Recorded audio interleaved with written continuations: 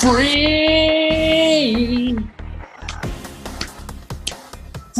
ballin'. Oh, Alex, you know what, Alex? I'm free. I'm free ballin'. No, really, man. I'm dead serious. Call me Captain Commando, because let me tell you what happened, Alex. First of all, are you there? Are you still there? I'm still here. I know what happened, Adam. You went running again and crapped yourself like last time. No, that's not what happened. What actually happened is I'm right in between wash cycles, dude. And so I ran out of underwear today. Laundry is in the hizzy. Okay, so laundry is being done now. But I have 0 pairs of underwear now. So I am, wearing shorts, going free balling, and I'm feeling great. I mean, I'm feeling good. I feel like a 65-year-old man because this is episode 65. So I'm feeling good. I'm ready to rock. We got JayBratt to come on the podcast here in segment 2, so that's going to be a special treat. I get to hear your grievance, which you're going to be ticked, which is going to be awesome, so I love that. And this is the first time, Alex, this is momentous. We are live streaming the podcast. Yeah, I think it's only fitting that the last day of May Days is actually a live stream of the podcast that started it all. You know, when they look in the Guinness Book of World Records and they see who played 31 games on PSVR in 31 days, we're talking about 31 different games, they're going to say, PlayPSVR did that. How did they do it? Oh, they had a podcast, and this is where it all began. I want to be there when they erect the monument to us, but it's so historic, we might have to wait like 200 years or so.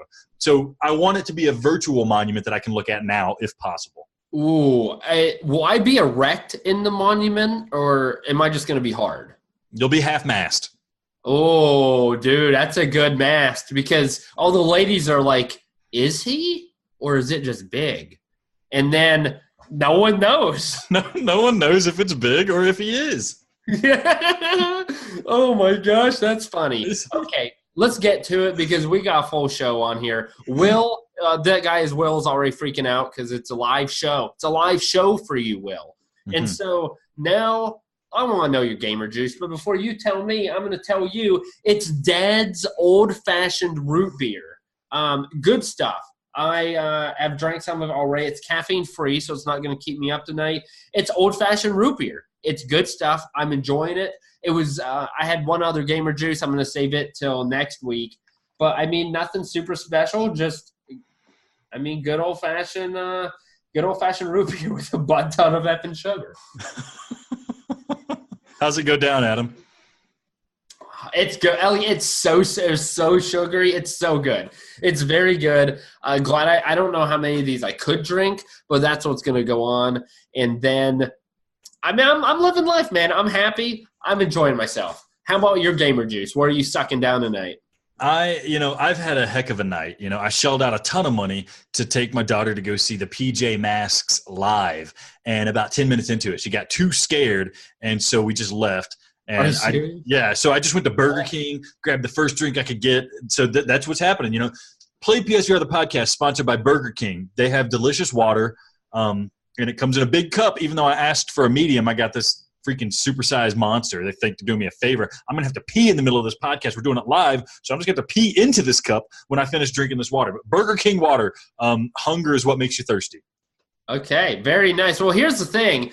So we were on schedule to do something, and you were going to talk about Quar, but then play PSVR Fry. And just so everyone knows, so we don't get demonetized, Fry is technically not part of PSVR. I think it's so funny that he just changed his name to annoy us. He wants us to list the games that we've played this week and then rank them.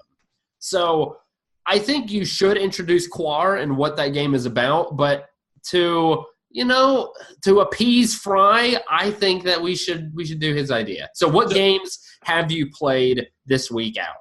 Well, he's not talking about this week. He's talking about for May Days. I haven't played much. May Days is 31 games. We can't do that's too many games. I'm just going to try to look at the highlights of what I played in May Days, things that I remember fondly. I remember fondly playing Space Junkies when it actually worked. That was a really fun time. That's a really fun game. One of my favorite streams was you doing Chair in a Room, Adam. I didn't get to Yeah. play the game, but I got to join that stream. It was really nice. And then I think my other favorite was Doom VFR. You know, the Maydays was an experiment that nobody thought was going to work. People even shuddered. It was a thing like, just because we can, does that mean that we should type thing? And we went whole hog. We went right in it with Doom VFR. And you just threw it on the wall. Guess what, baby? It stuck, and it stuck hard. I loved it. It was great. Doom VFR. It was a great way to kick off the show. How about you, man? What did you like playing in Maydays? Did you play anything new? Anything that surprised you? Anything that was nice to go back to? So one thing that, I mean, this honestly, I can't believe I'm saying this, but my highlight is when I just went full ham on Tetris Effect and had an ungodly performance in front of this crowd. And not only did I double S all of normal mode, I had multiple perfectresses. Did you see my? I know you saw all my perfectresses, and you're trying to be a dick and say you didn't see them when you definitely saw them. So that was like, I sucked at that game so hard. And I don't know what it was. It just went. It was incredible. It was incredible. It was absolutely incredible. So I enjoyed that. And then I had Will there to support me the whole time. And then Fry was there to constantly, degrade me and belittle my accomplishments. And then you were there to back them up. So thanks a lot. I remember Trainer VR wasn't as good as I thought it was going to be. I also remember that Salaryman Escape was a new game that I played that you said was a very good game, and I give it a solid 5. I know you said Transpose is the best puzzle game, but I remember you saying that Salaryman Escape was a contender. And if you think that is a contender, you fool, then you are dumber than the trash can that's in the corner of my room, because that game is not anywhere close. It has weird music. It's a weird concept. That's what I love, man. That's what I love. Do anything weird you like. I told you, I've never hidden that fact, man. We had a whole episode last week about me talking about how much I love the weird in PSVR, man. Freaking Stunt Kite Masters, Vertigo Home, Salaryman Escape. What's next? I don't know, man. It's all good. It's all good in my eyes, Something odd, something off the beaten path. I don't play PSVR to just play a 3D version of the normal video games I play. I want to get something new, something weird. I want to get in there and change my life, change the way I'm looking, and that's what it did for me. Well, I don't know. What I don't know what I can say. Okay, so first, I just got to admit, I watched you play some of Quar, and it looked like Duty. So how about you tell me, did it taste like Duty, or did it just look like Duty? Well, I don't really want to start the review off that way, Adam. But okay, actually, that's a very good point. Now I feel like a douche. Okay, let's just do our typical thing. Yeah, that sucks. That sucks on my part. I apologize, Quar, and I forgot who's Funbox Media. I was just looking up who made it. Funbox Media. They're the guys. I'm sorry. I mean, okay, what's the game about? Okay, so Quar, obviously, it's this thing. It's like an IP and a concept that I think it's like either real, actual, physical, like Warhammer tabletop game, or it's a comic book or something like that. I wouldn't know, because the game does nothing to try to tell me what this game is about. So all I know is I start the game and it's anteaters killing other anteaters. I don't know why they're fighting. It's almost like, what if you did World War I, but you replaced all the humans with anteaters? And I don't know why it's called Quar. It's called Quar the Infernal Machines. I don't know why it's Infernal Machines, but it's like World War I if it was fought with these animals, these critters. And I have no idea what the reasoning behind it is, or the concept, or the story. It doesn't really tell me anything when I play the game. I just start, and there's these guys. I mean, even though they're anteaters, they speak in a British accent, so I really don't get the concept. But what the game is about, it's a turn-based strategy game. It's something, if you're thinking like Final Fantasy Tactics, yeah, it's in that vein, but you're not moving the characters all at one time, then going to the next team. They're moving it all at one time. It's just turn-based strategy. You move a unit, they move a unit, and you're trying to eliminate the other team. Oh, I mean, okay. I mean, that sounds, I suppose, simple enough. Yeah. But I don't know. It looks a little confusing. Okay, so the controls, is it motion controllers? Are you using the DualShock? Where are you using? So this is the biggest knock I have against the game, is the controls. So I can get by. I love turn-based strategy, but this game really flops on the controls. You can use DualShock, and you can use the move. So let me describe the DualShock first. DualShock, what you do, it's really clear about what the buttons do, but they never feel intuitive. You have one button that kind of like ends the turn. You have one button that does a special move. You have one button that just seems to kind of like make your eyelids blink or something like that. And then you use the analog sticks to move this barely visible cursor around on a board. And you move the cursor, just sliding around the board, and pick a unit, and you hit a button to pick the unit, and then you tell the unit where to go. It can move so many spaces away, or it can attack somebody, or it can like hit a button and do a special move like hiding or call an airstrike or something like that. But the weird thing is the game, the movement of your characters is like grid-like in fashion, but your control of where your cursor isn't grid-like. So I don't know why they even did that. If you're limited to movement on a grid, then just let me move my selection on a grid. Let me use the D-pad, and don't make me deal with this like floaty, floppy piece, like this floaty, floppy cursor that I can barely see, and it's like moving at a weird acceleration rate. It's hard to manage. It's hard to see. And then in the VR mode, I only played it in VR. You can play it in flat, but I don't want to do that. In the VR mode with the DualShock, you can hit a button and kind of pick where you're going to move your viewpoint to. And then you can rotate the analog stick to adjust where you want to be turning, where you want to be facing when you release the button. It'll teleport you kind of slowly, and you'll be in that new viewpoint. Now, the downside is, say I'm looking, I move straight ahead, but I want to look directly 90 degrees to where I'm currently looking. I need to make sure that I'm looking straight ahead at the camera when I let go, or else it's not going to look in the direction I'm asking it to look. It's going to like reset my frame of reference based on where my headset is looking. It's so confusing. It's so unintuitive, and it feels so bad. There's also a way you can press a button where you get down into like a lower view. So they're like the scale is more like, oh, these soldiers are the size of you, but it makes the game impossible because you can't see the landscape. There's no purpose to that other than if you wanted to just take a picture of the current setup. So that's how it controls with the DualShock. It's not intuitive. I do not recommend it. I really do not. If you try to play it with the DualShock, it's so confusing. The controls of the moves are a little bit better. Instead of sliding this weird cursor around, you're pointing with the move controllers at the units you want. You're pointing at the places you want them to go. That's good. The downside is it doesn't tell you what the buttons really do on the move controller. There's a couple hints here and there, but when I first started playing with the move, I would like get stuck in a menu and not know how to get out. I would get stuck in the options screen, and there would be no indication of how I'm supposed to get out. Really, the only way I got out was just jamming the trigger or jamming the move button and hoping that one of them points in the right direction or something. At one point, I even got stuck inside of a tank.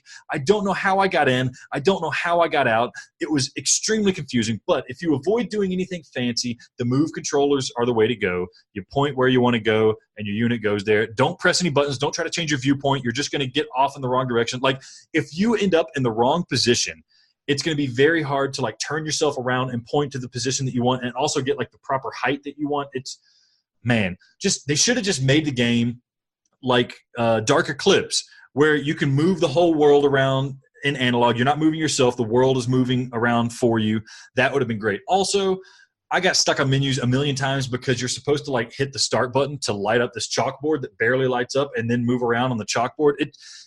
Everything about the user interface gets in the way of enjoying this game. I'm sorry, I'm going on about the controls way too much, but that's the thing. The controls are the issue with this game, the main issue with this game. All right, so then what's the gameplay like? I'm assuming are you just trying to destroy the enemies? Are you trying to get to their base? Are you trying to steal a flag? Like, what's the end game? So these kind of strategy games, they usually have a different goal in each mission, but really, I don't know if I've played a strategy game that hasn't had this kind of underlying goal in every mission, where it's really just like, just kill everybody and you're going to win. Sometimes the mission is like, just survive, but the way you survive is just kill all the enemies. Sometimes the mission is get to the flag, and the way you get to the flag is you kill all the enemies in the way, and then you walk over to the flag. So, yeah, they have a variety of missions, but really the crux of it just comes down to just don't die and kill as many enemies as possible. They might have a special guy you got to kill or something like that. But the crux is, yeah, it's like a glorified version of chess. You move a piece, they move a piece, you move a piece, they move a piece. You can't move the same piece twice in a row, so you have to move every piece once, and then it all gets reset, and then you move every piece once again, and you're taking turns like that. I don't really like playing my strategy games like that. I like moving all my pieces at once, and they move all their pieces. This game does kind of, one of the things I like in a strategy game is I can set up traps where I can counterattack. In this game, it doesn't do that. So if an enemy is in the range in my range and I attack them, they're never going to attack me back, which is frustrating because it eliminates all strategy. It's basically just like you hope you have more firepower and better luck than they do, because that's what ends up happening with most of the firefights here is like, okay, my 5 guys shot your 5 guys first. Now you have 3 guys and you're not going to take out my 5 guys because 5 always beats 3. And luckily the game starts me out with enough units. I never have to deal with this. So the gameplay loop is basically just move your units, one by one. There's a little bit of strategy involved in placement. You want to hide them behind a building so somebody can't attack them. You want to use the right units for the right job. Some guys are faster. Some guys deal more damage. Some guys have special attacks. You don't want them to die because they can deal heavy damage with artillery and stuff. But it all feels kind of random and loosey-goosey. So even though my commander is calling in airstrikes, it doesn't quite do as much damage as if I just have one guy with one gun right next to him and he'll blast out 3 guys. I can't get a grip on what the real strategy behind this is other than just kind of luck, and they just kind of tilt the odds in your favor. Dude, get a what did you say? Get a grip? Get a grip. Get a grip, man. Am I going to buy this game? Am I going to wait for a sale, or am I going to avoid this? So if you like turn-based strategy games, you will probably find something like it. Despite all of the game's glaring issues that I'm naming, I still have an itch to go back and play it because I personally really enjoy turn-based strategy. If you get used to the controls somehow against all odds, you probably won't have that much of an issue with it. The game's not incredibly long. The missions are about 15 to 30 minutes in length. Most of that is spent waiting around and trying to figure out the controls. There's about 13 missions, so it's not a whole host of gameplay here.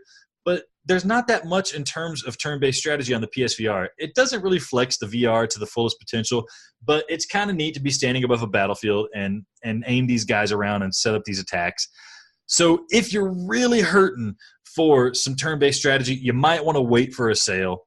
If you're not a turn-based strategy fan, if controls are going to get in the way of your enjoyment, or if I've turned you off with my complaints about the issues this game has, then you're probably going to want to avoid this game. I hate to say it. I mean, it's got something there. I just wish they would have finished the game before they released it. It feels unfinished, like they just didn't polish. It really needs a lot of polish. Fix the controls. Just, I don't know. If the controls are good, the game would be a lot better. And I'd say, hey, everybody could wait for a sale. It'd be kind of fun, good 4 or 5 hour experience. But with the mess up controls, if you're not a fan of turn-based strategy, it's wait for a sale or avoid forever.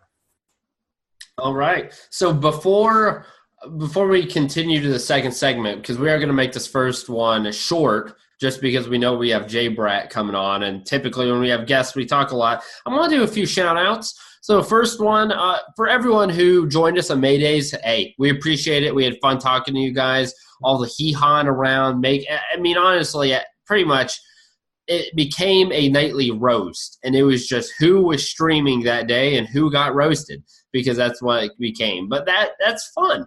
I get made fun of, and then Alex streams, and I can lay into him, and then I've got backup to lay into him. It's good stuff. Second shout-out here is, I don't know if you remember Francesco from back in the day, Alex, but he gave us a very lively comment that he emailed to us, and we enjoy that very much. And so we got another one, Homeboy.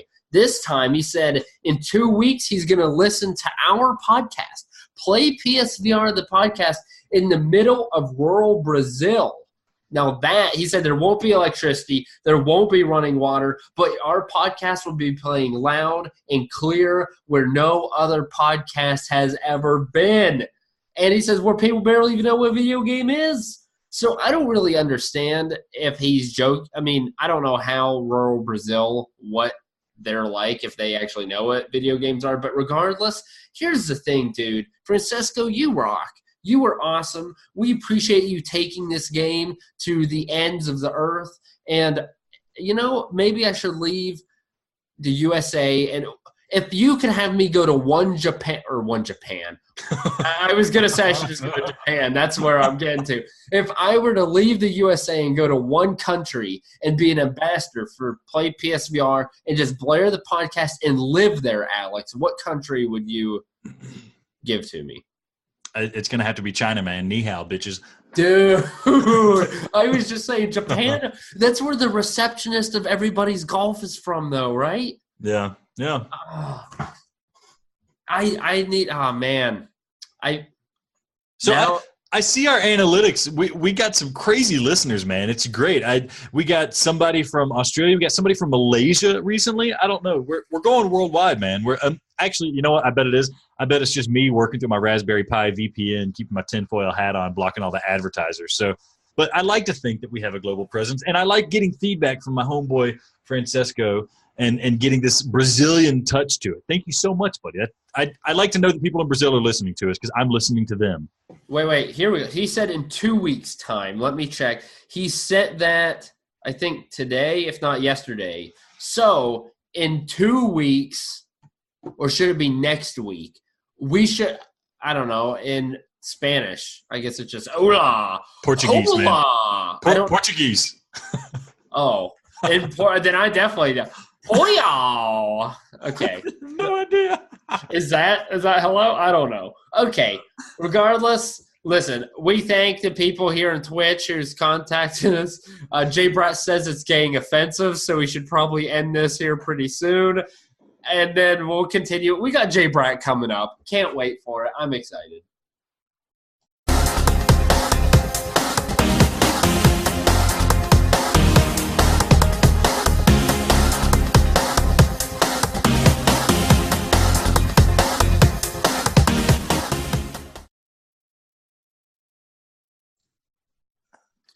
Welcome back to Play PSVR, the podcast. This is segment 2, baby. It's segment 2, and we got a special one because, you know, we've been doing our Maydays, and JayBratt has come in a bunch of these Maydays. Sometimes he gives us crap. Sometimes he gives us love.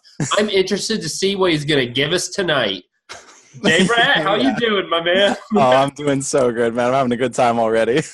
All right, we haven't even really started, so this is fantastic. It's good stuff. Alex, you seem like you wanted to say something, but you haven't. So I'll let you have the floor from here on out. I don't even know what you're wanting me to say, Adam. Anyway, you know how we start this stuff off, JayBratt. We got to know what your gamer juice is, man. What are you drinking tonight for us? What are you coming prepped with? First thing, I got something special. So this right here is Reed's Extra Ginger Brew. So it's a ginger beer. It's non-alcoholic, but it's got tons of ginger in it, 26 grams of fresh ginger. So I would get these out when I'm showing people VR. Helps keep them from getting sick with all that ginger. So do you get VR sickness? Does that actually help you? I never have, but my buddy Dan, who is one of the people who actually bought my original PSVR, the version 1. What a guy. Drinks these, and these help him out a lot. So okay. So wait, 24 grams of ginger. How much ginger are you supposed to have in one day? I have no idea. This has 26 in it, so it might be a little much. 26. Okay. Yeah, I don't think ginger is like a nutrient you're supposed to consume. Not a required amount. Yeah. My last question regarding your drink: does your urine smell like ginger, or does it feel like ginger when you urinate? It has a nice gingery freshness on the way out, and then if other people drink it, they don't get motion sick either. So if people are just in the bathroom with you while you're urinating, they're also going to have their motion sickness cured. Okay. I stay in the headset, and they're just taking it right there. Yeah. You know, if you got a catheter system like I hooked Adam up with, it's just a straight feed, you know? You're almost like a cow with the machine on the udder. Now it's a ginger udder. Yeah, exactly. A judder. A judder. A 3D judder. That's what we're talking about. 3D judder. I love that. Okay, so we talked about this gamer juice. This is fantastic. And so here's the thing. JayBratt, I don't know. You missed our first segment, obviously, because you weren't here. But Target boned us again, man. They boned me hard. Freaking boned us. No lube, no protection. And then they got Alex the week after. He's been waiting for about 28 days for Blood and Truth. Still didn't get it. So we can't review the game, but thankfully you have come to the rescue for us and the listeners. So here's the thing. Do you mind to help review Blood and Truth? Do our job. Will you do that for us? That's why I'm here. I'm here to do your work for you, and you take the credit. Exactly. That's what I was. Why I'm here. We're going to get all the credit for it. We're going to get all the acclaim. And, you know, if anybody has any problems with your assessment, we're going to send them to you. Okay? Perfect. All right. Good. Love this. Okay. So the first question is very basic. A lot of us have played London Heist, but in terms of I want to know what Blood and Truth is about. Is it very similar to London Heist? I know there's a plot associated with it, How about you explain that to us? Definitely. So Blood and Truth, it feels just like London Heist if you played it. Like you start out in the beginning, you are basically you find out you're the soldier, and you are also, I won't give away any crazy spoilers here, but you learn all this in the beginning. You find out that your family is also kind of associated with this underworld of London gangster craziness going on.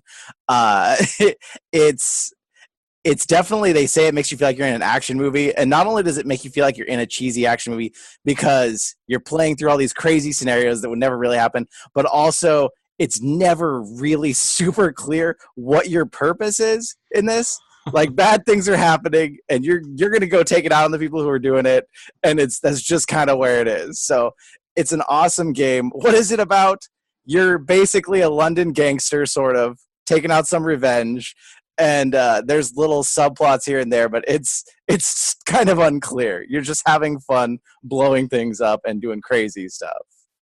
How many flats do you go to, and how many fish and chips do you consume? You don't consume any fish and chips, surprisingly. What? You do consume a bunch of nasty cookies. They might be called crumpets or something. I'm not really sure. Oh, Biscuits. yeah. Biscuits. Biscuits. You consume biscuits.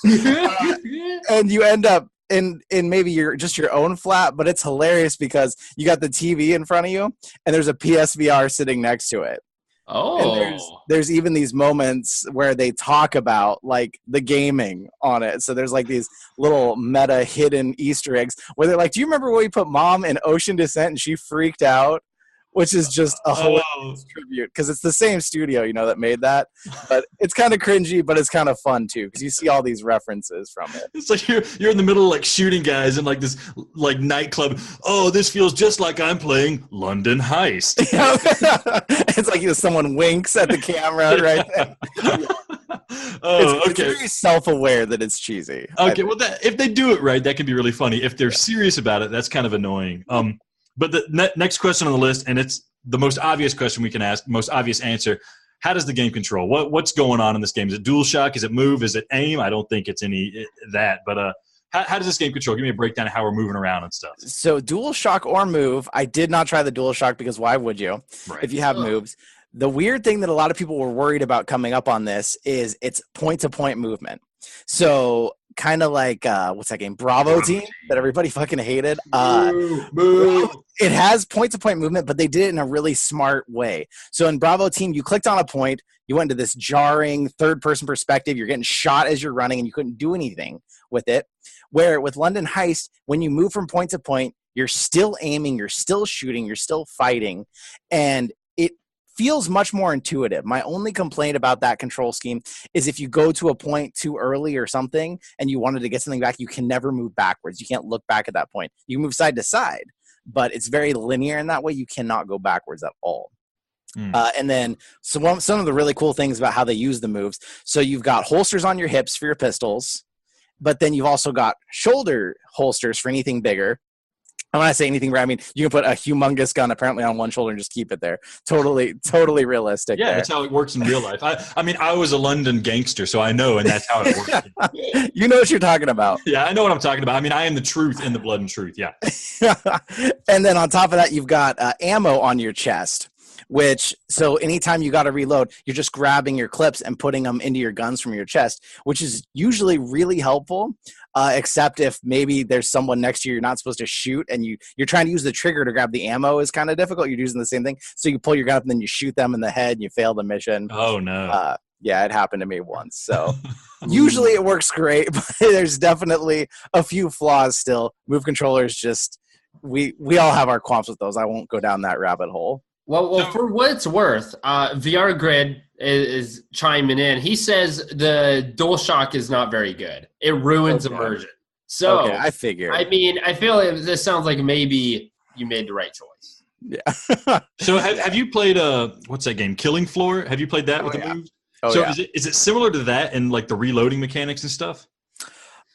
You just hit a button in that. I remember all the time trying to grab my chest in that and having troubles, getting the right region. And I don't know if this is better than that or worse than that. This is better because you're trying to grab, in that you were trying to grab your flashlight and change it and then put it back, and it was really finicky. Yeah. In this, the only thing in the middle of your chest is always whatever clip you need for the gun in hand. So it switches. If you have a shotgun, it's your shotgun shells. If you have a pistol, it's your clip. You're not trying to grab different clips. One thing that might have been a little different for me, I was wearing a sub pack on my chest when I was playing. Ooh. So it kind of pushed my chest in real life out a bit, but I found it still was helpful because the clips are always still a little in front of where your chest is going to be. So I wasn't necessarily smacking myself. Although I did stuff a PlayStation Move Ball in my mouth on accident a couple times. Maybe it was on purpose. How do you do that? How do you do that? It just got stuck there, and So one of the Easter eggs they have, you grab vapes throughout the game, and then you can smoke them like in London Heist. Well, you try and do that quick when you got one, and this ball is just. It's in the mouth. You suck balls. You kind of enjoy it, but you wish you hadn't, and it's just the way it is. What's it taste like? Old rubber and dust. Oh, okay. So okay. probably like big D over there. Shut up, Alex. I know you sucked a motion ball or two. You fool. Hey, you can from here on out, Jay. You could call Alex Dickle. Tickle. They called him that in high school because he's got a dick like a pickle. So. I don't know if that's good or bad. Is it because of the bumps on it? Is that why it looks like a pickle? I don't know. I didn't know him in high school, so. Oh my god. It's different depending on who's looking at it, so you know. Okay. So the main gameplay loop. That's what I want to ask now. So you kind of mentioned it's like it's on rails. Is it like? I don't know. What is it? More action? Is it more puzzle based? Is it a diverse amount of gameplay, or like what's the typical gameplay that you're actually? It's mostly action. So you're going from point to point. You're shooting, you're ducking, you're dodging. There is a few other things they added to it that were fun. So there'll be things you have to hack. There'll be lock picking, which is kind of a pain in the ass in every game it's ever been in. But they did okay with this one because you're kind of turning one move to get the pin, and then you're turning the lock as you get it. Oh, okay, that's cool. Yeah, there's some little. I wouldn't call them puzzles. They're too easy to be puzzles. Like you're basically flipping switches until you get it right. But you've got that. You've got the shooting. You've got things you're finding and searching. The only thing, and I even said this in one of my videos, it did start to get a little repetitive. It's like, okay, I'm going to be climbing up some ladders. I'm going to be hanging from some poles, and I'm going to be shooting guys and picking some logs today when I've done this for the last 3 days. It does start to feel a little stale a ways in there. You're still having fun, and there's still cool new scenarios that are happening, but you do start to get a little, so you're like, okay, if there's going to be one more lock in this level, I'm just going to be done. You know, it does get a little stale there. That's one of its flaws, I would say. As far as main gameplay, I actually did finish it today. I think it took me probably about 4 or 5 hours, somewhere in that range. Okay, nice. So that's not bad for the price. The game gives you fun experiences that make you love it and make you think, okay, I'm in an action movie. So I so far don't regret buying it. But 5 hours, there's a lot I can go back and do. I guess there is some replayability, but I still feel like at this point in VR and in PSVR's life cycle, $40 for like a 5 hour one run through, that's pretty typical, but it still feels a little harsh at this point. Yeah, I can agree with that. I mean, I'm hoping, just hearing that, 4 or 5 hours, I'm hoping that they're going to release some DLC, just something to add like maybe an hour of gameplay to it. That would just give you a reason to come back and revisit it. Because, when they add something to a game like that, I might want to play through the whole single player again just because I get the itch. But it sounds like, you go through it once and you've kind of seen all that it has to offer. Are there branching paths or anything like that? No, so there is like some alternate paths, but they always lead the same place in the end. But you might pick up another gun if you go a different way. There might be something you see that's a little different. The only reason I would probably go back right now is probably I only found like 2 of these little trophies that are collectibles. So, and they're both of them were from PSVR World, so I'm guessing that's kind of the theme. But I might go back and try to find those and find out if there's other unlockable guns that I missed or anything. I might go back for that. But I definitely think if you went through the campaign twice, I'd be hard pressed to go through the third time. One caveat to that I will add, though, when I played London Heist the first time, I played it on normal mode, and I didn't know that you could die. I got through it all, and then I had friends over to play it, and people were dying left to right, and I was like, oh, I didn't know that you could actually die in that game. Well, this one, it's got a normal mode, and it's got like an easy mode, and I played on normal. So maybe if someone's not as used to VR, maybe shooters aren't exactly something that come easy to them, maybe they'd play it on easy and then want to go back and play it on normal. But playing it on normal, I think I died 6 times altogether, and 3 of those were from shooting family members. So apparently I'm just a sociopath. Dude. Okay. There's more I want to talk about, but down brass tacks, is it a buy, a wait for a sale? I know it's not an avoid. So Yes. Is it a buy or a wait for a sale? I would say that's a tough one still. I would say if you wanted to get it this week, if you wanted to get it at launch day and you wanted to have these experiences and you love London Heist, it's a buy. So buy it now. If you love London Heist, you're going to love it. If you're on the fence about London Heist, if you weren't super into VR worlds, you're not going to get some of the references, go ahead and wait for a sale. It's a good game. And even if it went $10 off, $29.99 would be a great deal for it. 40 is a little harsh if you're really only going to play the game once and you're not going to have other friends who are going to play it. They're going to laugh and have fun with you. I mean, if you're playing this on your own, $40 would feel tough for just a one-time run through the game. Okay. Well, so VR Grid says it's a buy. Fry, who apparently is now PlayPSVR Fry, he says buy. And also he mentioned that there's a attack mode and a coming to section. So I don't know what that is. I don't have the game. Target FU. So freaking Target, dude. Okay, so we appreciate you doing our job for us, Jay. Yeah, No problem. That's right. So Alex, how should we talk to this guy now? What should we ask him? I don't know, man. I mean, I want to know the basics about you, man. What is your favorite PSVR game? What kind of a PSVR gamer are you? Oh, man. So probably the game I've actually spent the most time in would probably be Farpoint, mostly because I have one buddy in Denmark, and we have played through co-op. We actually have beat that on Chaos now. My character is completely maxed out in it. Oh, dang. That game is just the co-op in it. If you're with a friend, you're having a good time. It is an absolute blast. And that was one thing I was thinking, if they could figure out a way to do that with Blood and Truth, like any sort of just minor co-op missions, anything where you're playing with someone, that would be an amazing experience. Mm-hmm. And just like that, Farpoint, the reason that it kept me coming back to, there was all those unlockable guns they added. They added the versus mode. These were all free DLCs that were added after the fact. And that's what kept me coming back and kept me wanting to play it again and again. So the replay value there, that's probably my top game. It's not without its flaws. I think Astrobots still might actually be a little better of a game in my opinion. But Farpoint also came out, 2 years ago. First game with the aim controller. And it's still to this day is something that I play pretty frequently. So I just sorry to interrupt you. I just played this game with my dad.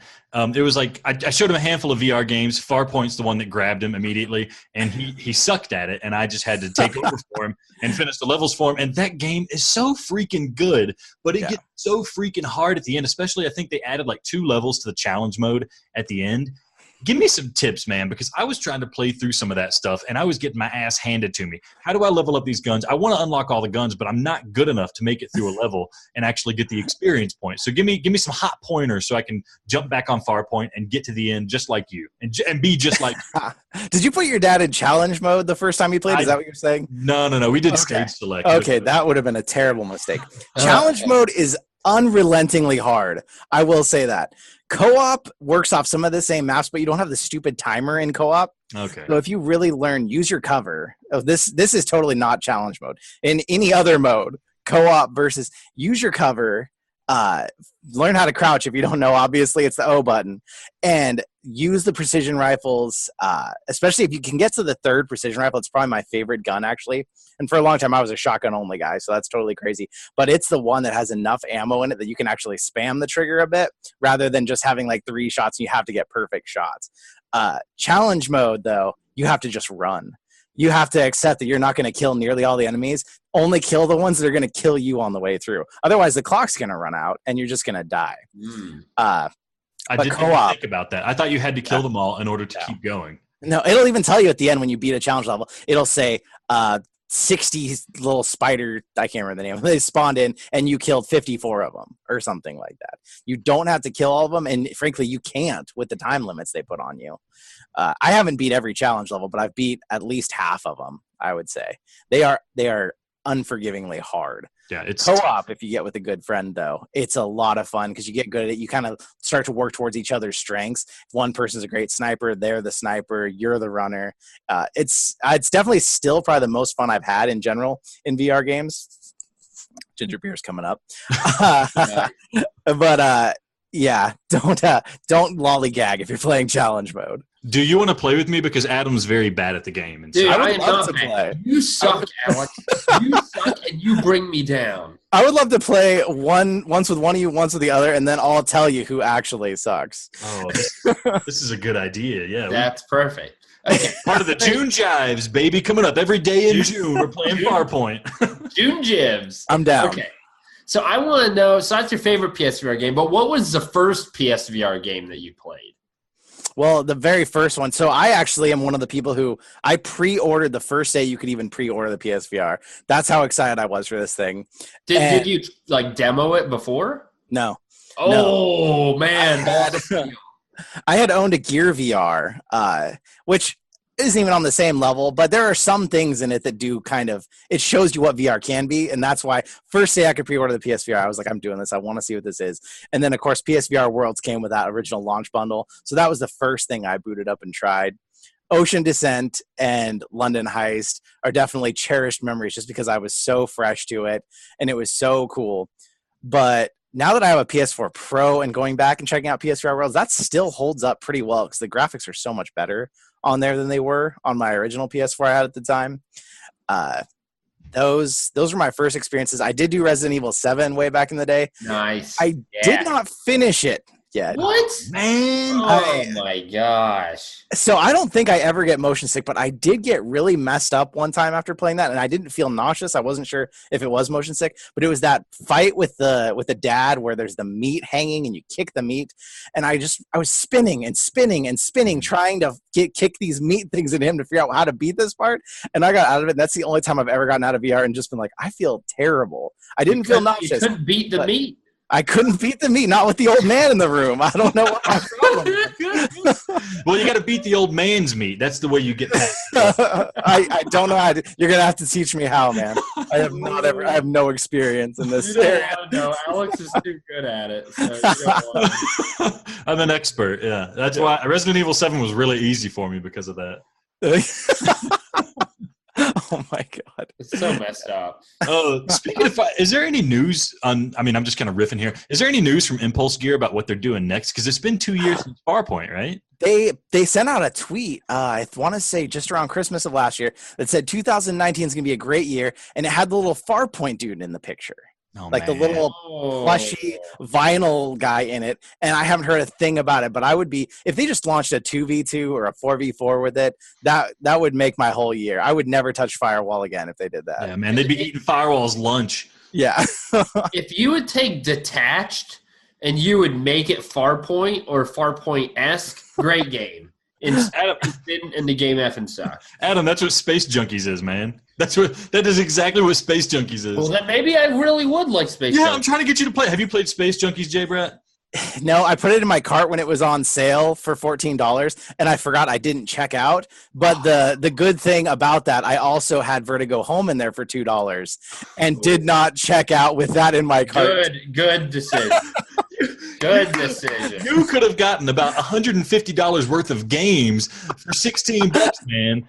I know. That is incredible that you missed out on that deal. No, but seriously, like, I want people to play Space Junkies. I want them to get the acclaim they deserve. That game works so well, and it's so fun. And I had such a great time playing it. And nobody wants to, just like Farpoint. Adam can't play Farpoint with me because he sucks at it.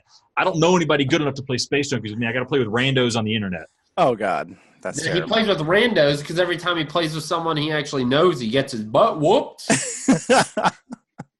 But I mean, that's okay. But you know, whatever, Alex, you suck. You suck. Okay, so we obviously had our big hitters. We had Everybody's Golf show up. Blood and Truth is now out. As of today, Trover Saves the Universe is out.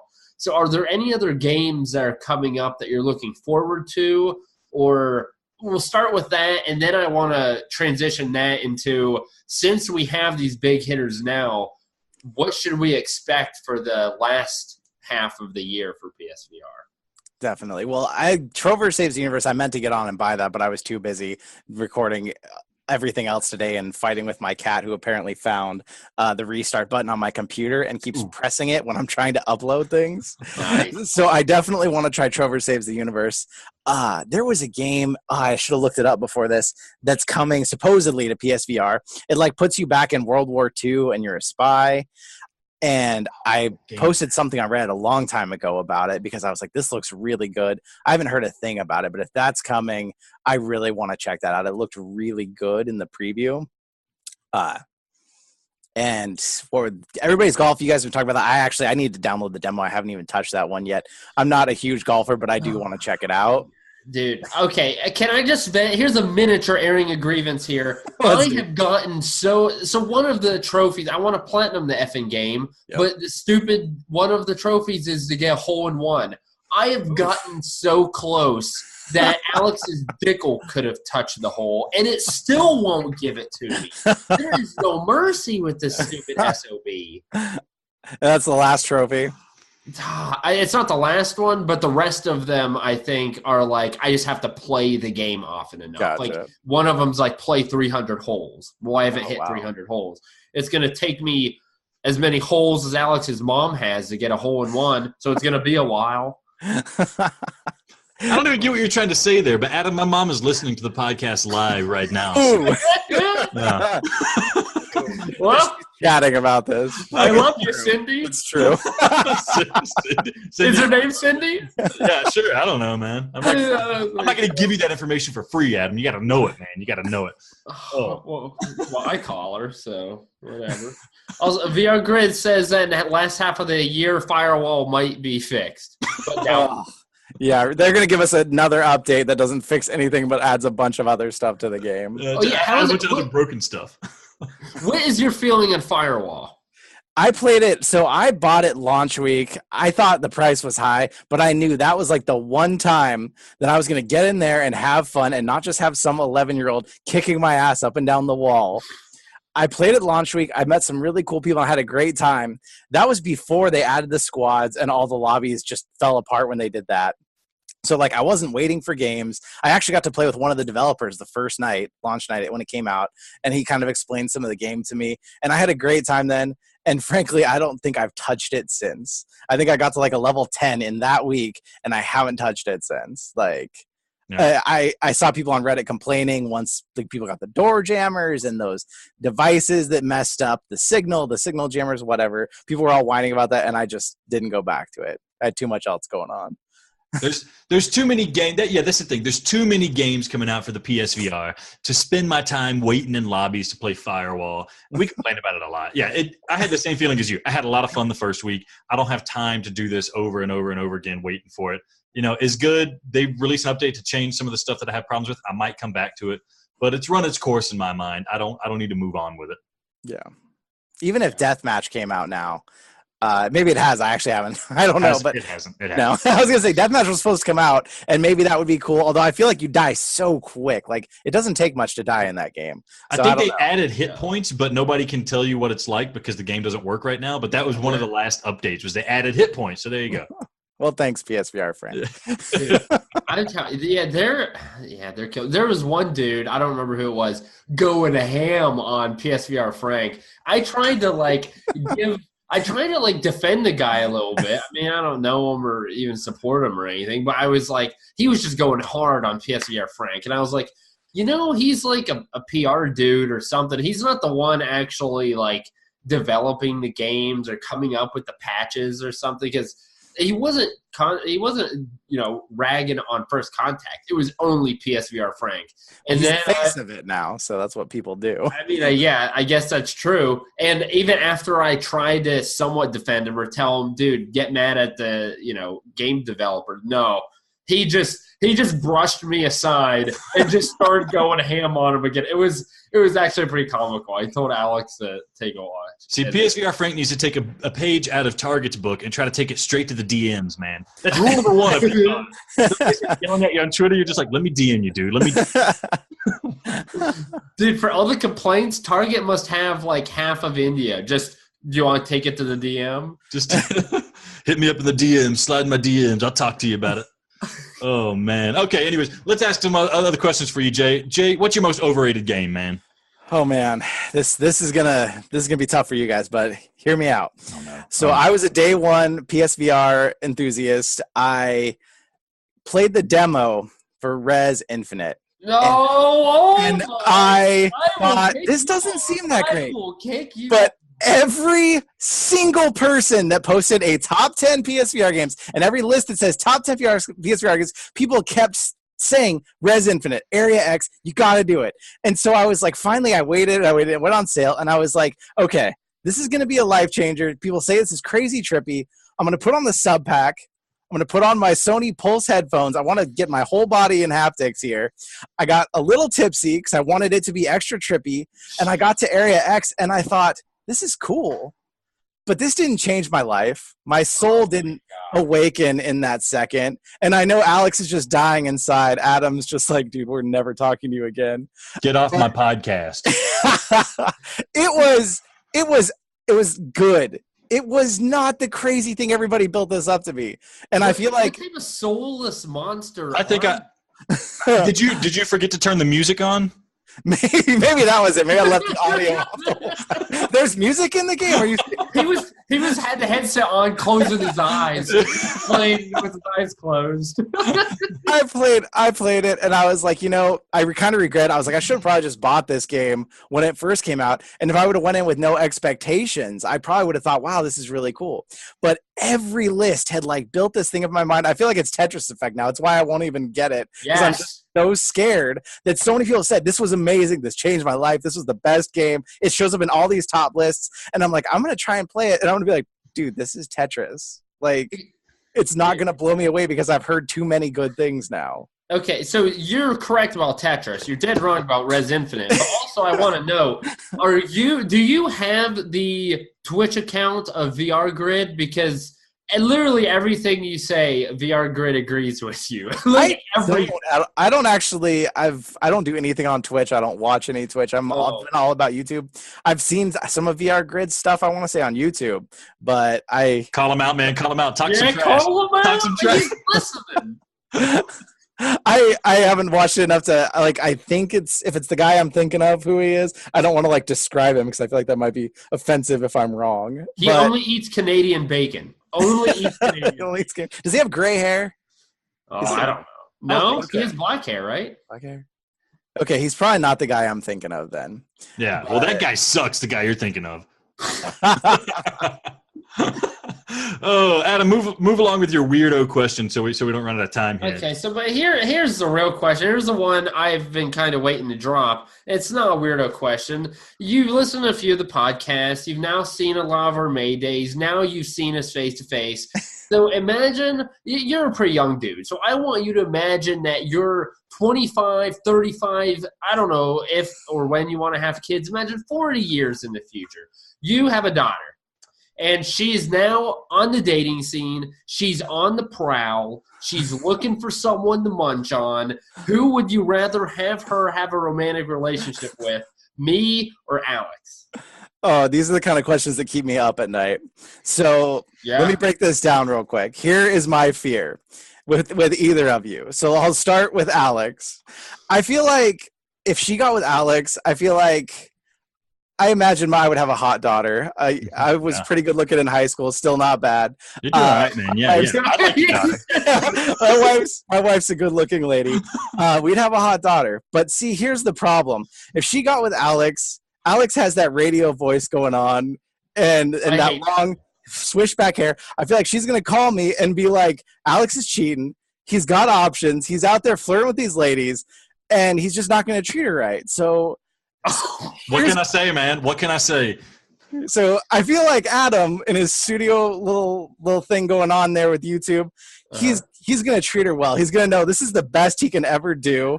And he's not gonna ruin this relationship with her because he knows this girl's hot, this girl's loyal, this girl is amazing.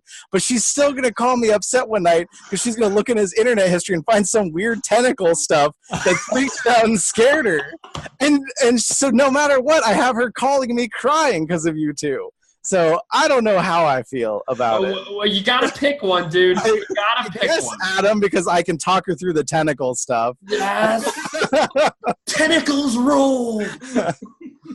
You just don't want her to have the dickle. Well, now you got me scared because I just can't imagine what a pickle dick looks like. Too much pleasure. Too much pleasure. You're good to keep your daughter away, my friend. It tastes like vinegar and it's got bumps all over it. That doesn't sound appealing to me. Oh, I'm glad we're not on YouTube. We'd get demonetized. Okay, Jay, I just want to apologize. That's the weirdest question I think Adam has asked anyone. I had nothing to do with that. Thank you for being a good sport. Even though I guess you don't have a daughter. I don't know. But I want to thank you for playing. Dude, he's the one talking about tentacle stuff. It's not me. You're the one trying to get with our guest's future daughters. I don't. I'm getting desperate here, man. Also, I do want to note, I feel like we've had weirder conversations. Probably. Remember the one? Didn't we talk about having sex with potatoes or something like that? Oh yeah, that was what's his name from Helix VR? Flag, yeah. Yeah, Flag. Like a lot of carbs. Yeah, a lot of delicious carbs. Yeah, that's right. So we're winding down here. I don't want to miss this opportunity. You know, last podcast or two podcasts ago, I did not give away a free game, and Adam reamed me for it. Don't want that to happen again. It's time for a free game for you, my friend. Are you ready for this? I am so ready. Adam, do you want to let the man know what's at stake? Okay. First of all, I'm calling bull crap. Homeboy JayBratt here said he already had Monkey King. I want proof. I think it's bull crap. You know we got Monkey King codes, and you don't want one, so you're saying you already have it. But whatever. So we have Light Tracer. We got Vertigo Home. We got Table of Tales. We got Mind Labyrinth. Spin the wheel or do whatever the F you do, and let's give him a game. Spin that wheel. Spin that wheel. Spin that wheel. You better hope it's not Vertigo Home. Spin that wheel. I hope it's Vertigo Home. It's Res Infinite. No, it's Table of Tales. Oh, Tales, okay. my friend. Nice. I think Table. I think we've given that away like 3 times, and people were like, well, I don't have a European account. And so we just keep going back over and over. So try to do it this time, man. I got to make one. Make a European account so we don't have to give out another one of our. I don't have to pay for European PS Plus in pounds or something, do I? Yeah, that's exactly what you have to do, and we're not going to finance that. Yeah. Oh, man. I don't know about that. If you can't make this work, we're going to give you one of our precious Monkey King codes. So thank you. I'll give that to my buddy Dan. I think we also have a catch and release Steam code. For some reason, with the name PlayPSVR, they gave us a Steam code. And you didn't tell me about that one. I forgot. Do you have PSVR? I do. I have a Rift S, and I have an original Rift that's kind of broken. Oh. Yeah. Well, we're not going to. Can I have your original Rift? I'll let you switch. How about that? Okay. I will take that one then. Oh, okay, fair enough. Also, Fry said you had the best burn ever. Apparently, he really liked the fact that apparently I'm ugly, I can't get any women, and I watch tentacle porn. He liked it. Well, you still burn, got Adam. the daughter, so you still got the daughter, so that it balances out. Okay, fair enough. You walked away with the girl, my friend. All right. All right. We don't run out of time. Jay, how about you hit us up? What do you got to plug, man? I want you to get that bump from being on our podcast. What do you got to plug? So I'm just playing around with it. I've started a YouTube channel. It's under the same name that I've got on here, JayBratt, JayBratt, not to be mixed with JayBratt, some dumb kid on there. Don't worry about him. Oh, dude, what a It's just for fun. It's something I've always wanted to kind of make some videos, and I want to play around with mixed reality. That's actually why I got the Rift S. I wanted to check out some of that, so I'm kind of learning as I go. So if you guys want to check me out on there, if you like what you see, subscribe. If you don't, I think I've got like 4 since I started this week. So if you do, great. If you don't, if it's not for you, don't do it if you're not actually going to hang out, watch, and talk to me. So check it out, see what you think. I did a whole series of Blood and Truth this week, which I'm learning how audio works. So it's kind of up and down, but I'm having fun with it. And hey, maybe I'll make some videos of playing Farpoint with these 2 dudes so I can tell you guys who's actually good at it. It's going to be me. It's going to be me because I'm not obsessed me. with tentacle porn. Yeah. With your daughter right by my side. Yes. Yeah, that's it. Okay, dude, JayBratt, we appreciate you joining us, my man. This was great. I was hoping. I love that you hopped on the Mayday streams, and then we were able to bring you on here. This was fantastic. We enjoyed you on here, so we appreciate it. Hey, I had a great time. I hope there's no hurt feelings. Alex, you'll find someone, don't worry about it. In 35 years, I have grown because you're going to find someone. I don't know who. Thank you. I believe in you both. All right. Thanks so much, JayBratt. And listeners, we will see you after the break.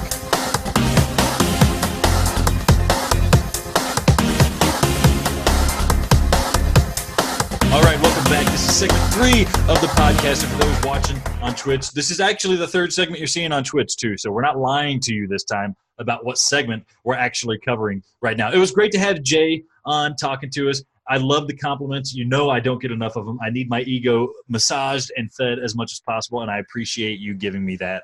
I also love hearing about Adam's fetishes as much as he can tell me about them. I knew he was into buttholes. I didn't know tentacles were also his game. And I wonder, Adam, are you into tentacles and buttholes simultaneously? Yeah. For those listening to the audio, Adam just stuck a tentacled finger into a butthole fist that he made.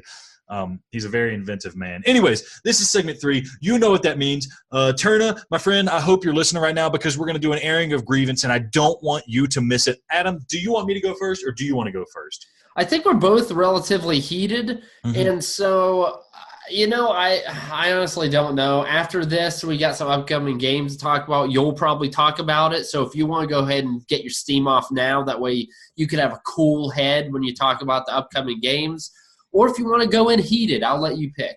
Let me just start off. Hashtag #Target. We're trying not to be explicit here, man. We're trying not to get demonetized on YouTube. We're trying to make that money on Twitch. We don't want iTunes to knock us in the reviews. But hashtag #Target, baby. It's a bunch of bullcrap what's happening with Target.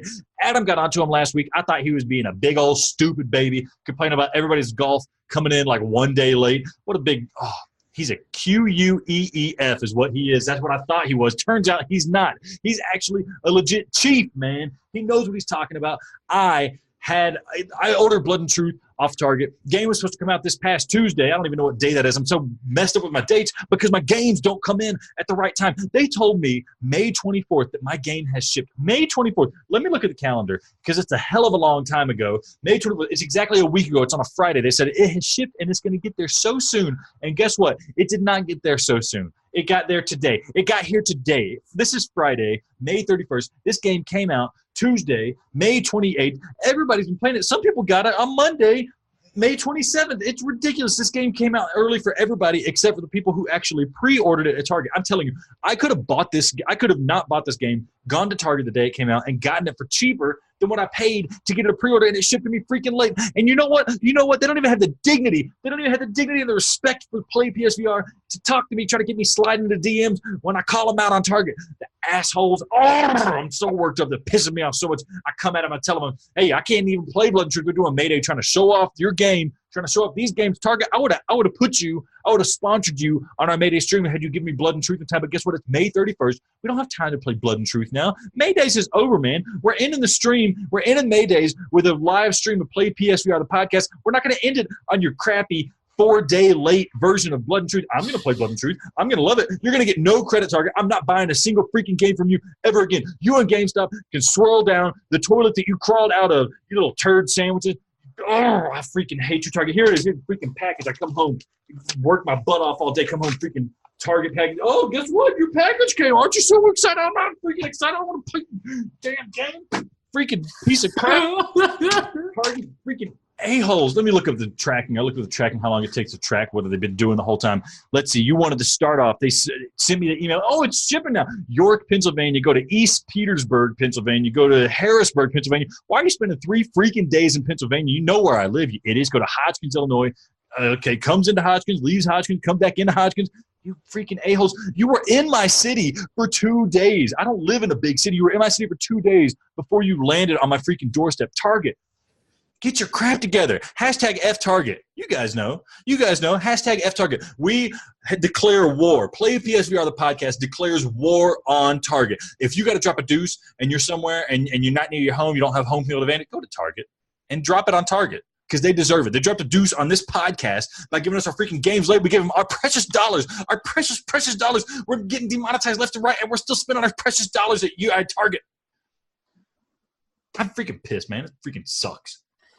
Here's the thing. I don't even want to play Blood and Truth now because it's so freaking late. We had to have homeboy JayBratt come in and review the game for us. I feel like somebody else. I've already played the game. I've seen so much crap because I haven't had it for.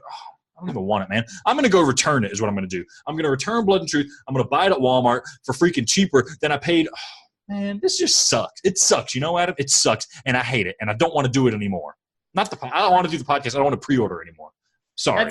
It's a good point. Actually, you should do that. Take it back, buy it cheaper, and Will wants to know, hey, Target delivered. Aren't you happy, Alex? Shut up, Will. I'm not happy. He's so oblivious that he doesn't understand this is your airing a grievance. I'm not happy that Target delivered, man.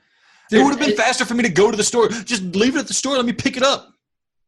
As bad as I hate to admit this, I also ordered a Wolfenstein Cyberpilot along with Everybody's Golf VR. If you had to put, let's just do a simple probability. What is the chance that I get that game on time? There's 0% chance you get the game, Adam, and there's like a 10% chance that you get the game at all. You're not getting it on time for sure. And there's a high probability the game's just not even going to show up. They're just going to take your money and run because that's what Target is, a bunch of a-holes stealing our cash. They'll probably send me the wrong game. They'll it's probably gonna be like, I don't know, Wolfenstein 3D for the freaking Commodore Amiga, or Amiga or wherever the F it came from. It's going to be Paw Patrol. They're going to send you Paw Patrol. Dude, I will platinum that, and it's going to count. Yeah, it will. Okay. Are you done going on Target? I think your grievance is definitely – I think it's very legit. I was angry last week, and I think it's hilarious it happened to you too. They told me like a week early that it shipped. Get ready. It doesn't take that long. That's the thing that would aggravate me is that they shipped it, and it still was 3 days late. And they shipped it a week before. That's bad. That's bad business. UPS can lick my dickle. That's what I'm talking about. You know who else could suck and lick a dickle? Freaking Sony. Oh, my gosh. So, in the past weeks, they have come out with stuff about the PS5. And they've been talking about all of that big, fancy, schmoochy freaking crap. We had a whole not a whole segment. We had a nice little chunk about all of the new technology that the PS5 had, how incredible it's going to be, and the ray tracing, and how fast, and there's no load screens, the graphics are better. I'm getting psyched, man. I was like, let's go. It could have cost $800. I would have bought it day one. I wouldn't care. I was ready to go. I want my VR to get to the next level. I was ready for it. And then you know what happened? We got a report this week, and I haven't talked to you about this, Alex, so I don't know what you think either. There was a report that they published, and they said, you know what? There's not going to be a PSVR 2 released with the PS5. And when I saw that, I tore my loins. My clothes were ripped off. I almost punched a child because I am so angry because I'm already saving money for that bundle. I was like, you know what? I'm going to be buying a PS5 and I'm going to be buying a PSVR 2. That's going to be at least $1,000. I started saving up. And here's the thing. Here's the big nut kicker, a nut sucker kicker, tugger. I have my freaking PSVR headset is so worn out. The lenses are scratched. There's freaking cords everywhere. The rubber on the inside of the band has come off. It's fallen apart. It's not even that tight on my head anymore. It has seen better days. It has been used. It has been abused. It's seen so many little star sessions that it's make your head spin. And so, but you know what? I was like, hold on, little buddy. You need to last like one more year. You can do it. And then to find out that they're not going to have a PSVR 2 headset released with the PS5 is the most cockamamie, stupid, bullcrap thing that I've ever heard in my life. And you want to know why? They had the audacity to tell whoever, I forgot who was interviewing them, they said that they didn't want to come out with a PSVR 2 headset on launch day because they didn't want it to seem like a cash grab. Like, oh, we have an upgraded system and now you need to buy things for it. That's the whole point of having the system, moron. A better system to have better technology and better peripherals and better VR. So, you know what? You just took mouth and food out of your daughter's and son's mouth, because I am not buying the PS5 now. I'm not buying jack titties until I get a PSVR 2 headset. And so now, Alex, here's where I need you. What the F do I do? So we're 1 year away from the PS5. And then they don't know when PSVR 2 headsets coming out. So conservatively, say, a year and a half before we probably get a PS5 and a PSVR 2. So do I buy a PSVR headset 1 version 2? Do I just ride it out and keep this one as long as humanly possible until it literally dies? I don't know what to do. They screwed me over. I just think it's so stupid. Why would you not release? You're designing this headset. You already have Oculus now going cord free, and people are making advances. And now you were doing so well. You're falling behind. And who knows? About time they release that second headset, maybe there'll be a whole F and a haptic suit. And I'll be able to feel to the top as the air is flowing through my head and hair, and my freaking nuts are so big now because I'm mad. It's bull. How stupid is that? You know what? I bet Target works for Sony. I bet they're brothers. That Target works for Sony. I bet Target works for Sony. It's stupid. PlayPSVR, Target, and Sony, yeah. Seriously, like, why would they not release? I understand that, okay, there are probably very few people going to drop $1,000 immediately on a PS5 and a PSVR 2 headset. Like, in general, there's probably relatively few people. But there's two things about this. One is a good thing, one's a bad thing. The good thing is, as Jay's saying in the chat right now, that this means that PS5 is going to be backwards compatible with our current VR headset, which is, they told us that. We know that. I don't think that means that we're going to be getting PS5 PSVR games right out of the gate. My best hope is that it's going to be like boost mode for current PSVR games. That, like, kind of like how some games are pro enhanced. Maybe if there's like a PS5 enhanced, shorter load time, something like that. The downside is if they're not making a PSVR 2, if that's not getting released soon, that means we're probably not getting new controllers anytime soon. We're not getting better tracking anytime soon, unless, like I said, pie in the sky, we have some kind of better technology in order to, the hardware is able to do better computations and calculations to figure out how the tracking should work. I don't think that's going to happen. It's just, I'm with you. I don't like riding the line and saying, like, okay, now we have this last generation tech and we're going to try to marry it to this next generation tech, and we're supposed to be happy about that. I don't want to wait until 2 years into the PSVR or PS5's life to see PSVR 2. My only real hope here is that maybe they're separating PlayStation virtual reality from the PlayStation console cycle, and we might start seeing something kind of like the Oculus Quest, where Sony is going to release their own VR headset, and it's not dependent on the technology of the console. But the patents we're seeing don't really seem like it's going in that direction. Maybe they're waiting for 5G to really take off, and we can see how that communication is working. I don't know. Sony has a lot of money, and I like to imagine the PSVR has been a big enough success for them that they feel like they need to start getting this thing pushed out there. 10 million units for something as hindered and behind the times now in technology as the PSVR, we admit it is. They're still selling like gangbusters for something like that. I just wish they would push it, man. Just make a VR team and just push that bad boy, man. We want more. We want to pay $1,000 to buy a PS5 and a PSVR 2 headset. We want to do that. We want to do that for you, Sony. Dude, I'm livid. Okay, what do I do, Alex? Do I get a second version of the PSVR 1 headset? So I think that you might want to do that. I think you might want to eventually look out for a sale. They drop down to $249. You can get 2 games that you don't have, because we know you're not going to buy these games separately. You're going to get a new set of Move controllers, which have a little bit better battery life. I don't really think they track that much better, but it's a little updated a little ways, so maybe they're a bit more stable in how they work. And I'll tell you, the new headset the quality of life enhancements that you get with the longer cord and the different button placement and the built-in headphones, even though I railed on them a little bit ago, it's still nice when I use them.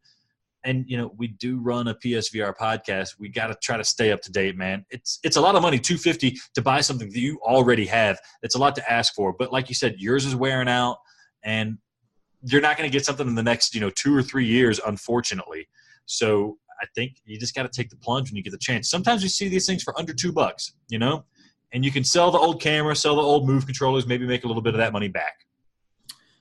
If there is a bundle that has Astrobot and Blood and Truth, I would do that.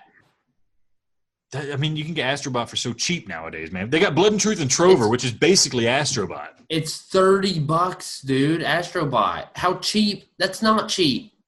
It sells for 20 sometimes, man. You could probably get a physical copy of it for 10. Gosh, you're probably a fool. That's not true. I am a fool. Oh, Adam, are you done with your grievance, man? My advice is buy something, and you never do. Effing bullcrap. JayBratt said it was $19.99 on the last sale. Damn straight. I'm not a liar. I want to give a shout out to Fry. He had a grievance. Did we announce his grievance yet? We haven't. We haven't. He deserves it. Play PSVR Fry. Thanks for trying to take our name. His grievance was that we kicked him out of the Play PSVR club. It's a very elite club, elite status. You haven't even been on the podcast, my friend. We respect the imitation that you're trying to do. We respect the work you're trying to put into our podcast for us. You are our biggest hater that we had right off the bat, and now you've turned into one of our greatest allies. We don't want to rebuff the effort that you've put into our podcast, but I'm sorry. You cannot be Play PSVR Fry. You are out of the team, Fry. And unless if you join the podcast, you can be part of the team. Yeah. I think he's afraid to. And I understand. There's a tentacle man going after his butthole if he does join. He may have a big old dickle. He might have one of those too. All right. I don't know. A tentacle dickle. Who knows? Okay, there's a game, 11-11, that's come out. I'm going to be honest. I don't know jack crap out of Alex. Apparently you bought it. So, yeah, let's go. Let's go. Tell me about it. So the TV channel Sci-Fi put forth this, I guess it's an experience, but it's really a game. People tell me it's like Invisible Hours, so I bought it because I love Invisible Hours. Right now, it's like $12. Why didn't they just release the game for $11? This is a missed opportunity right there, but it's on sale for $12.99. It's $19.99 normally, and I'll just read the description here real quick. It's put out by Digital Domain Interactive, LLC. You follow 6 main characters as they count down the final 11 minutes and 11 seconds before all life is extinguished on the planet of Kairos Linnea. Their stories unfold simultaneously, and you can follow them in 3 ways: story mode, explore mode, or goddess mode, where you shrink the entire world and you can watch the action play out in miniature. Watch them all, then repeat from different perspectives to unravel the interconnected stories of 11-11. It basically sounds exactly like Invisible Hours, but with like a sci-fi bent to it. I'm interested in that. I hope it's as good as Invisible Hours, but Invisible Hours' magic was from the writing that took place in it. So I'll play this game. If I have the time this week, I'll play it, and I'll try to do a quick review so you guys know whether or not to waste your money. I think a lot of you guys already played it, so I might just be preaching to the choir here. But there's no other new games coming out. We got Trover last week. We got Five Nights at Freddy's last week. We got Blood and Truth today because Target sucks ass. And so we don't have much to announce. So we're going to move on to the sales. How about that, Adam?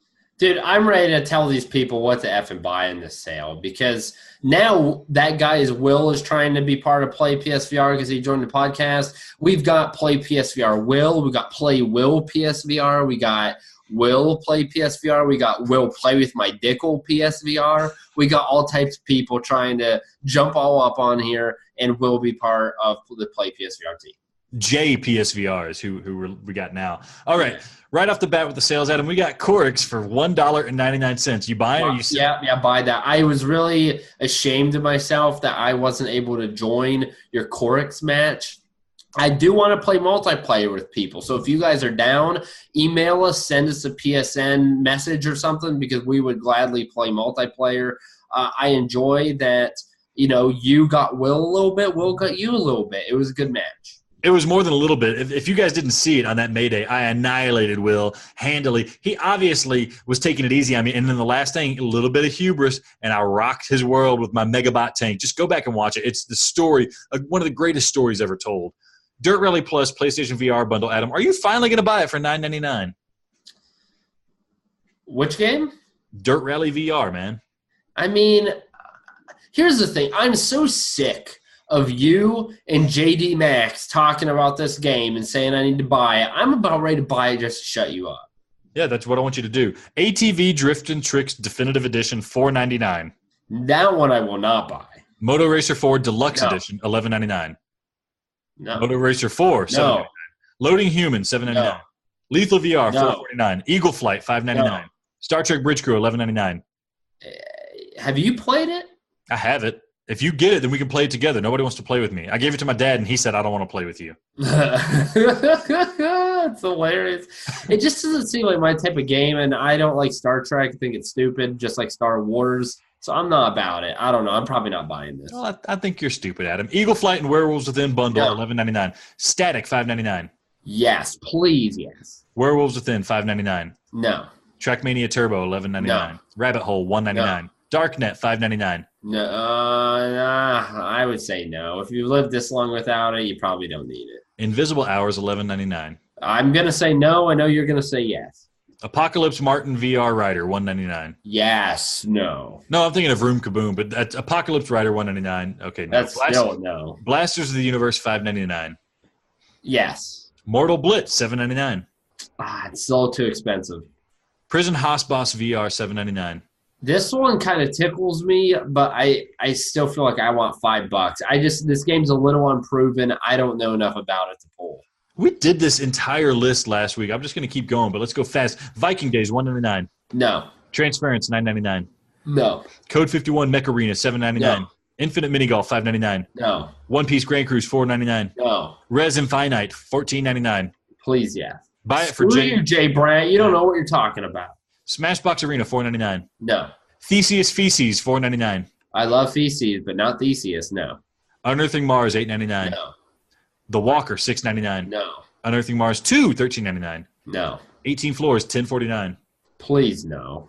Virtual Reality for $14.99. And I'm going to pull – yes, you need to buy that game. That game is – I finished it.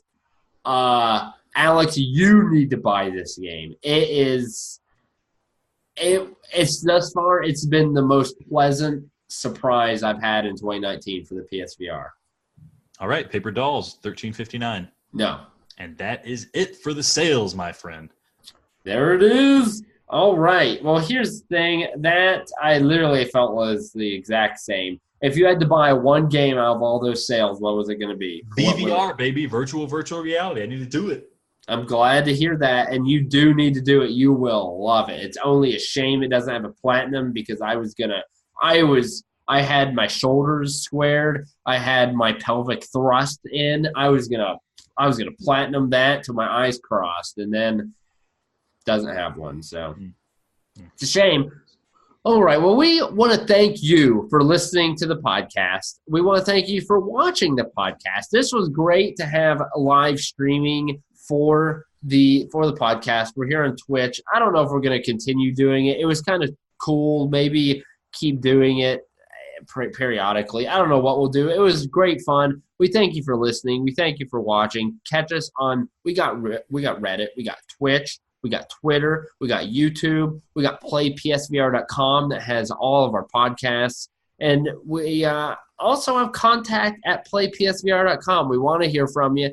We want to get those shout-outs like Francesco. And here's the thing. I want to know what desolate areas that you are sharing our podcast to. I want to know where we are on the earth. And I just want to know, do you hate us? Do you think I like tentacle porn? If you have a daughter and she needs a romantic relationship, you got me and Alex at your disposal. Please share. Share your daughters and share your podcasts. Remember, guys, always play PSVR, and when all else fails, baby, free ballin'.